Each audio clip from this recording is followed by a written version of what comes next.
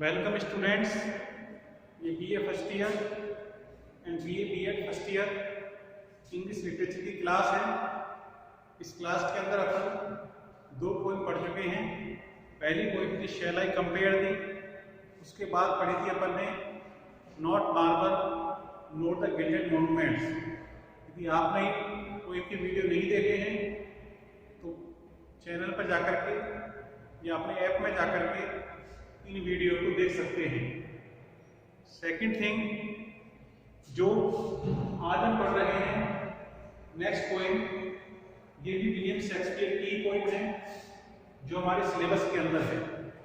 Poem का नाम है रिमेम्बरेंस, जिसे विलियम शेक्सपियर ने लिखा है और इस सोनेट नंबर 30 है।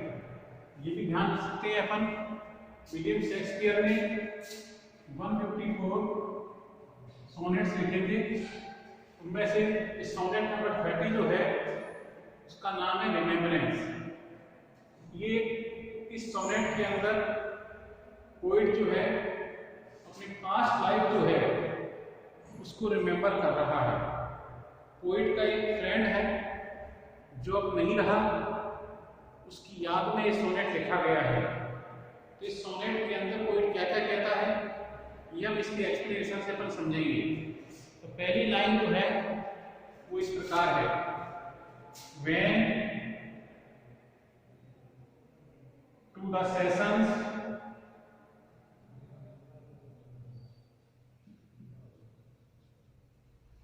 of sweet silent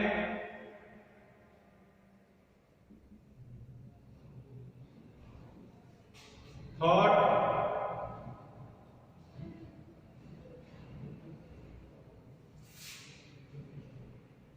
I summon up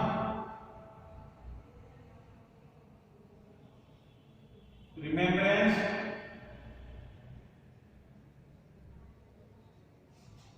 of things past।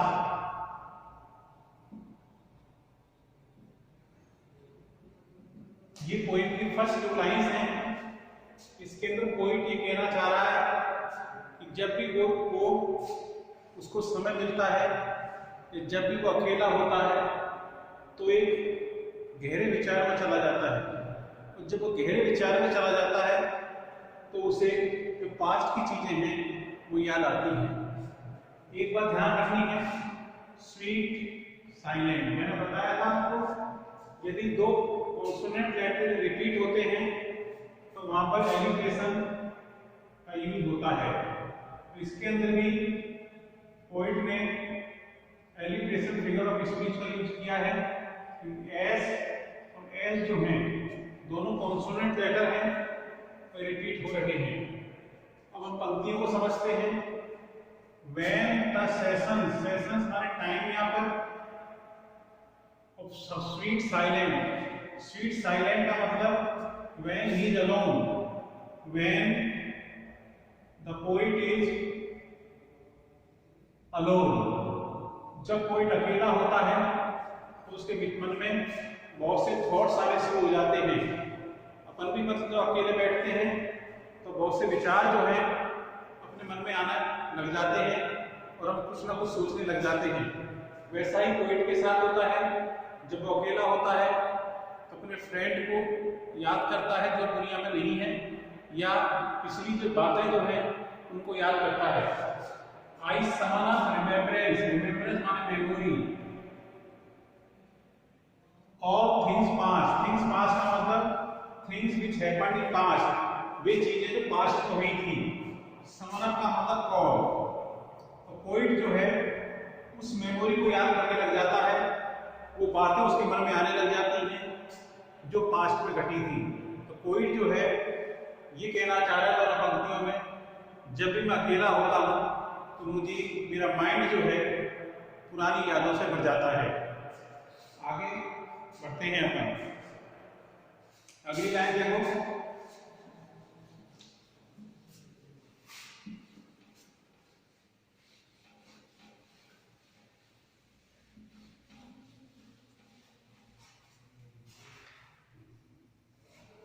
I sigh the lake,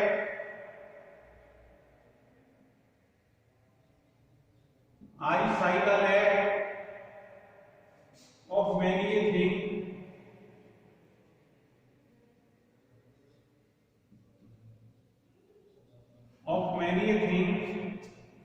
sought.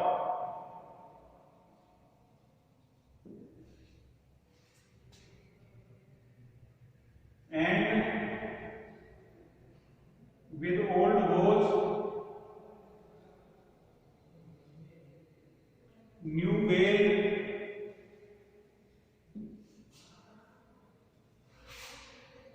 my dear times waste.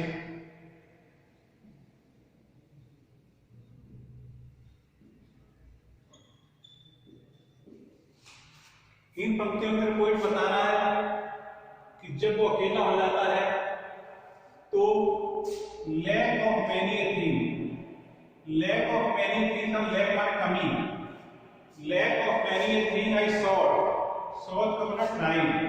Poet ने जीवन में बहुत सी चीजों को गेट करने की कोशिश की। पोएट जीवन में बहुत कुछ प्राप्त करना चाहता था, लेकिन उसकी लैक रही, उसकी कमी रही, उन चीजों को प्राप्त नहीं कर सका। साई माने आने बढ़ना या सोचना। तो पोएट सोचता है कि जीवन में इसमें बहुत सी चीजें थी, बहुत से कार्य थे जिसको उसने करने की कोशिश की, लेकिन वो नहीं कर पाया। विद ओल्ड गोल, गोल माने सुरूर, और इससे क्या हुआ, उसका जीवन जो रहा वो दुखद रहा। जिन चीजों को प्राप्त करने की कोशिश की, जिनको वो प्राप्त नहीं कर पाया, तो इससे उसके मन में दुख आया। नाउ वेल माई डियर, और वो वेल करता है, विलाप करता है, मौन करता है, MOAN, मौन माने विलाप करना, और विलाप करता है माई डियर्स वेस्ट। किस तरह, मतलब उसका टाइम भी थोड़ा वेस्ट हुआ। मतलब जब उसने उन चीजों को प्राप्त करने की कोशिश की और उसमें जो समय लगा उसको वेस्ट टाइम कह रहा है, क्योंकि वो चीजें यदि प्राप्त हो जाती तो टाइम जो था उसके लिए यूजफुल हो जाता, लेकिन उस टाइम के अंदर उसने चीजों को प्राप्त नहीं कर पाया। तो पोएट कह रहा है ये एक तरह का वेस्टेज ऑफ टाइम रहा, क्योंकि उस समय का उसने सही उपयोग नहीं किया जैसा कि वो करना चाहता था। आगे बढ़ते हैं।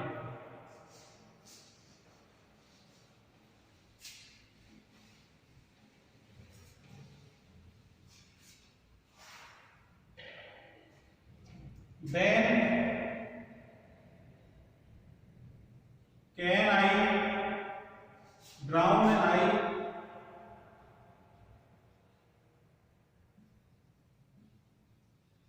Drown an eye unused to flow, unused to flow. For precious friends, for precious friends hid in death's dateless night. अब पोइट कह रहा है कि उसकी आंखें जो हैं, जब वो पुरानी चीजों को याद करता है तो ड्राउन एन आई, उसकी आंखें जो डूब जाती हैं। किसमें डूब जाती है? आंसुओं में डूब जाती हैं, दुख में डूब जाती है। जब वो पुरानी चीजों को याद करता है उसकी आंखें जो है वो नम हो जाती हैं, उनमें पानी आने लगता है। अनयूज्ड टू फ्लो, अनयूज्ड का मतलब अनयूज्ड, स्पेलिंग ये होगी जिनको नॉट हैबिचुअल, नॉट हैबिचुअल। हालांकि उसकी आंखें जो है वो इस आंसुओं के लिए हैबिचुअल नहीं है, उसकी आंखों को आदत नहीं है कि उससे आंसू बहे, फिर भी उसकी आंखें जो हैं वो नम हो जाती हैं। क्यों नम हो जाती हैं? जब वो प्रेशियस फ्रेंड्स माने वैल्यूएबल फ्रेंड्स, वैल्यूएबल, जब अपने कीमती मित्रों को याद करता है, जब वो उन कीमती मित्रों को याद करता है उसकी आंखें नम हो जाती हैं, उसमें से पानी बहना शुरू हो जाता है। हिड, कौन से दोस्त? हिड माने चले गए, छिप गए। डैश डेटलेस नाइट, डेटलेस की तारीख नहीं होती, उस मृत्यु की तारीखहीन रात में वो चले गए। कहने का मतलब ये है डेथ ने उनको अपना शिकार बना लिया। जब डेथ ने उनके दोस्तों को शिकार बना लिया, अपने अंदर ले लिया, तो मित्र जो जब उन दोस्तों के बारे में सोचता है तो ये सोचकर उसकी आंखों में पानी आने लगता है, वो दुखी हो जाता है। इस लाइन में भी पोएट ने एलिट्रेशन का यूज किया है। देखो डेथ डेटलेस, ये डी आ रहा है, ये डी आ रहा है। यहाँ पर भी पोएट ने एलिट्रेशन फिगर ऑफ स्पीच का यूज किया है। इस चीज का ध्यान रखना है। ठीक है, आगे बढ़ते हैं।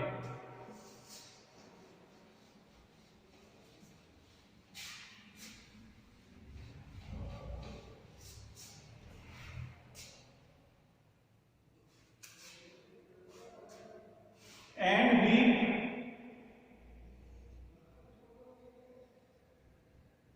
afresh loves song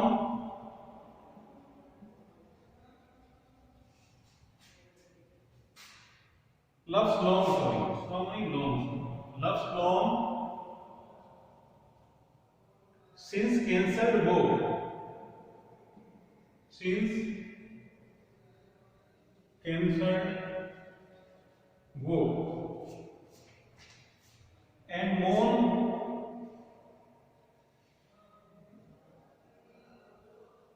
the expense of many a vanished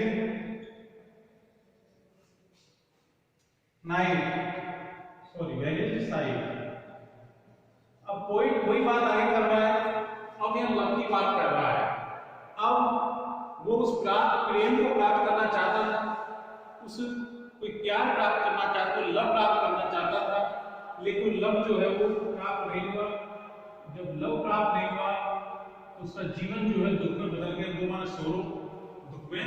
और जब लव जैसा कि चला गया, उसे प्राप्त नहीं हो पाया, जिस लव को प्राप्त करना चाहता था वो जब उसको प्राप्त नहीं हुआ तो क्या हुआ, तो बहुत दुखी हुआ।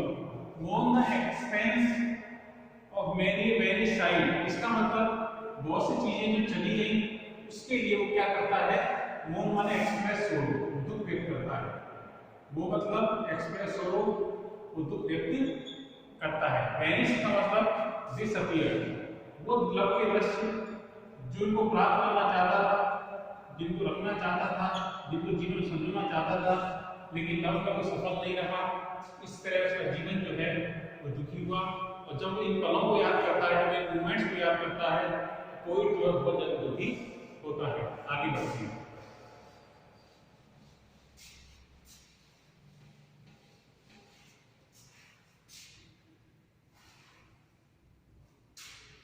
Then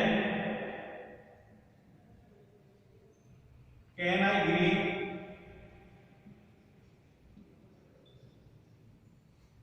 at grievances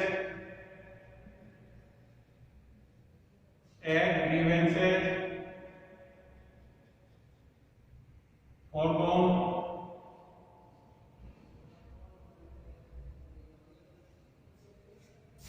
and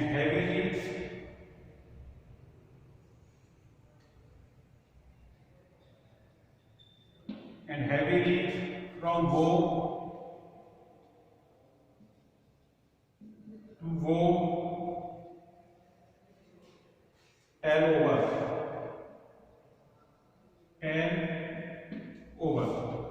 कोई आगे कह रहा है, कोई जो ग्रीव ने शिकायत करना, अब कोई दुख व्यक्त करना, कोई दुख व्यक्त करना चाहता है उन दुखों के लिए जो चले गए हैं। हालांकि जो दुख जो थे, उसके जीवन की परेशानियां जो थी वो चली गई हैं, लेकिन फिर भी लोग उनके प्रति वो दुख व्यक्त करना चाहता है। Heavily from go to go tell over, और जहां भी देखता है उसे दुख ही दुख नजर आते हैं। वो मतलब सोर बताई दिया, जहां भी देखता है उसको मतलब दुख ही दुख नजर आते हैं। कोई भी कहना चाह रहा है उसके जीवन में बहुत सी ऐसी घटनाएं घटी, बहुत सी ऐसी ग्रीवेंसेस आए, बहुत से ऐसे सोरोज आए जिनको वो व्यक्त करना चाहता है, लेकिन जब भी वो देखता है उसे ऐसा लगता है उसका सारा जीवन जो है वो दुखों से ही भरा हुआ है, ग्रीवेंसेस से भरा हुआ है, तकलीफों से भरा हुआ है। आगे बढ़ते हैं।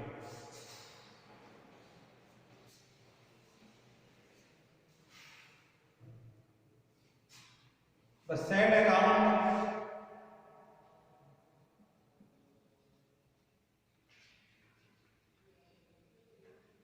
sad account of four bemoaned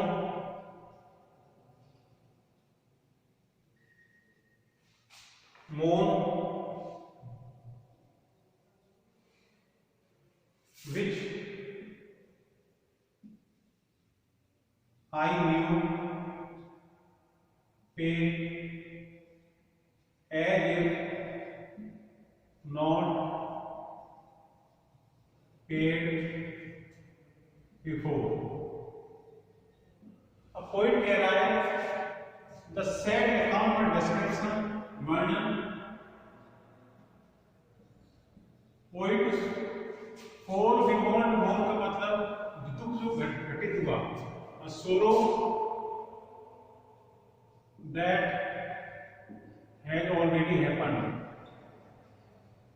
already दुख जो पहले से किया हो गया है घटित हो गया है मतलब वो एक तरह का कष्ट महसूस कर रहा है फिर से दर्द महसूस कर रहा है which I knew pay as if not paid before उसे ऐसा लगता है कि मतलब उसने जो दुख जो उसके साथ हुआ व्यक्ति की तकलीफ जाने की तकलीफ जो हुई फ्रेंड जाने की तकलीफ जो हुई और उसे ऐसा लगता है कि मानो उसने मतलब इसको सही ढंग से मतलब सफर नहीं किया सही ढंग से इन चीजों के ऊपर उसने अपना दुख व्यक्त नहीं किया अपने जो सैड एक्सप्रेशन जो हैं उसको वो सही ढंग से मतलब एक्सप्रेस नहीं कर पाया तो इसके बारे में वो मना रहा है कहने का मतलब ये कुछ दोनों लाइनों का कोई कुछ चीजें हैं जिनके ऊपर वो दुख व्यक्त करना चाहता था मुझे ऐसा लगता है मानो कि उसने सही ढंग से इनके ऊपर दुख व्यक्त नहीं किया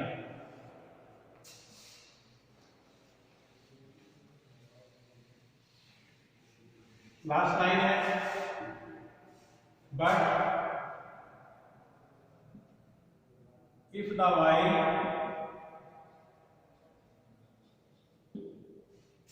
I think on thee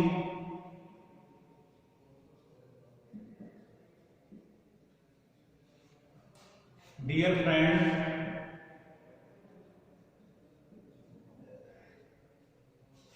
all losses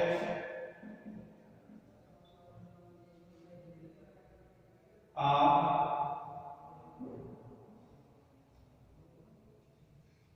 restored and sorrow ends.